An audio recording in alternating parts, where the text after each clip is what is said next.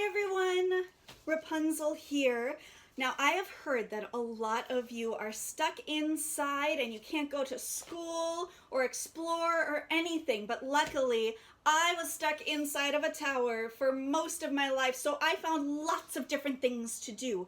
I could read, and I could paint, and I could do lots of very fun things. So what we're going to do is we're going to do a painting called Starry Night. Now, Starry Night was originally painted by a man named Vincent van Gogh. We're going to be talking about him while we paint too, but we need to get our supplies all ready first. So, here is what you need. A grocery bag to cover your area, a piece of paper, paintbrushes, paint, and a smock, apron, or paint shirt. This is Starry Night. This is the painting that we'll be recreating. We're going to start out with our black paint and start making our hillside. Now, Vincent van Gogh was a very interesting man. He actually didn't start painting until he was 27 years old. Until that time, he was a bookseller, he was a teacher, he even worked in an art gallery. But then he decided he wanted to be a painter, and I think that was the right decision. Now, you'll notice that our black paint is getting kind of faded on the paper. Vincent van Gogh loved to have big, bold colors in his paintings. So sometimes what he would do is he would take his paint bottles and paint tubes and he'd just squirt them onto his canvas. I'm gonna dip my paintbrush into the paint bottle to get a really, really dark color for our hillside. Vincent van Gogh studied to be a painter in France, and it's quite incredible. He painted so many paintings. Some people say that he painted 900 paintings in about 10 years. That's a lot of different paintings to paint, but he only sold one painting during his entire life. Oh, now look, what we're doing here is we're making this really long, big, black, pointy thing. Now, a lot of people don't really know what it is, but that's kind of fun because we can make up what we think it is. I like to think of it as an evergreen tree, because sometimes, even though it's green in the daylight, it sometimes looks black at night, which is when this painting is taking place. We're going to use a fork to create lots of texture in our painting. Now, when you use your fork, you have to make sure that we're really, really gentle on the paper. You only use it kind of like a colored pencil.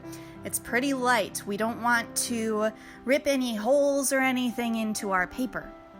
So what I'm doing here is I'm making lots of different textures. So we're making lots of texture and it's trying to be very, very spiky on that tree. Now we are using our dark blue color.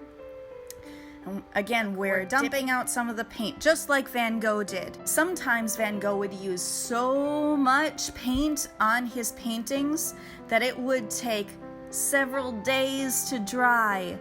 He would squirt entire tubes on there. Now we're taking our fork again, making some texture again. Now we're making one long straight line with our fork and creating some double lines there. And you don't have to do exactly what I'm doing. You can do whatever you want. And I'm making some tiny stars by just dotting the fork very lightly in the paint. Now we're going into yellow. That's what we're using for the moon. See, Vincent van Gogh, he loved to use blue and yellow together. He used this color palette on several different paintings that he did, including Cafe Terrace at Night. That's one of my favorite paintings. We're making this moon into a crescent moon shape, and we're gonna add in some white paint. We're taking our fork again, And this time we're making some little lines in that moon. They're gonna be a little bit squiggly.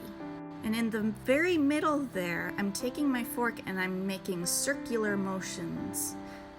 Because the moon has lots of craters in it, and those craters are circular, so I want to do that. Now we're going to take our light blue and we're going to make the stars in the sky.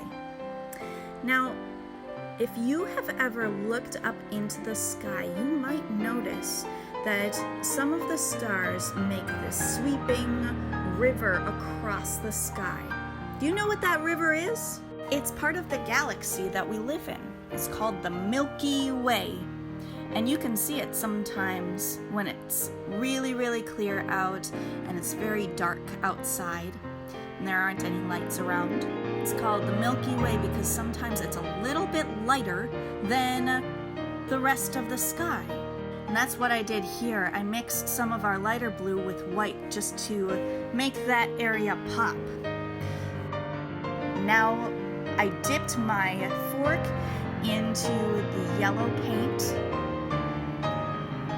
and we're using some very short strokes here.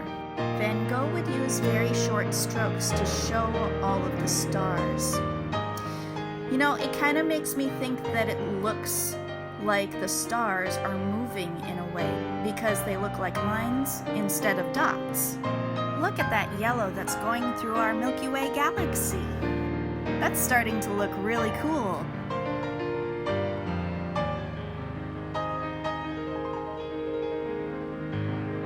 And I'm making a circle right there to make it look like it's kind of swirling through the sky.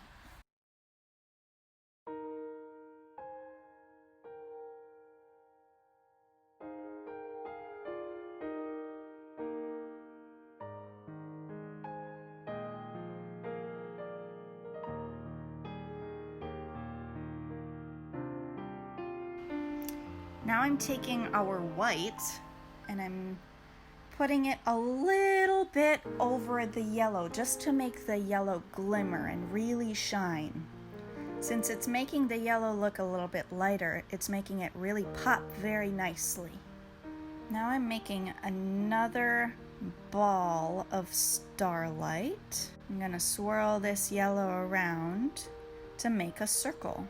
Now remember, when you're using your fork, we can't press down very hard because then that'll make a big hole in our paper. And you know what? I kind of changed my mind. I didn't want to make that star with my fork, so I decided to paint over it. And that's okay. You can do that. You can paint over your fork markings if you don't happen to like them. Because it's your painting, you can do whatever you want with it. So I'm making this star with my paintbrush, and then I'm gonna take my fork again, and I'm gonna do a little bit of tracing right in there, just to make some texture there. That texture makes it look very sparkly, I think. Now we're gonna take our paintbrush and draw another shining star right over here, and one there too.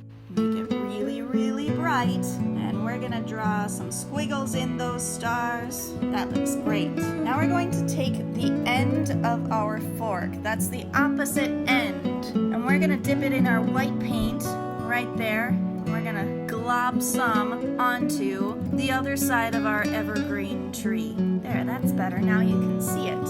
And there you have it. That's our finished Starry Night.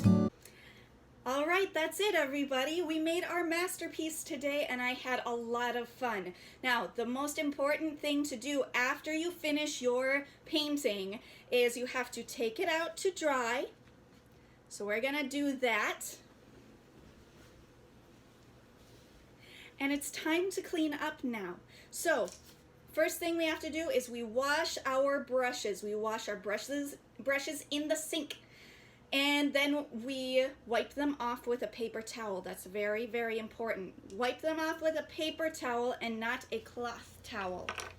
Then we clean off our forks because we don't want to eat anything that has paint on it or use it on our hair in Ariel's case, but We're not going to do that, are we?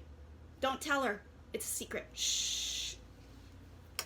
We also want to take our piece of paper, our newspaper, or grocery bag like I used here. We're going to take this and throw it all away because it has paint on it. So we're going to recycle that.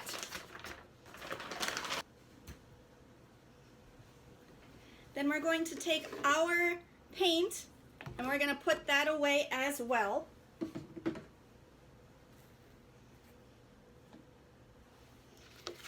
And our shoebox lid or our paper plate that we use, we're going to recycle that as well. So, we're all set. I hope to see you next time when we figure out what other artist we can make paintings with, and I am super excited to see you next time. Bye, everybody!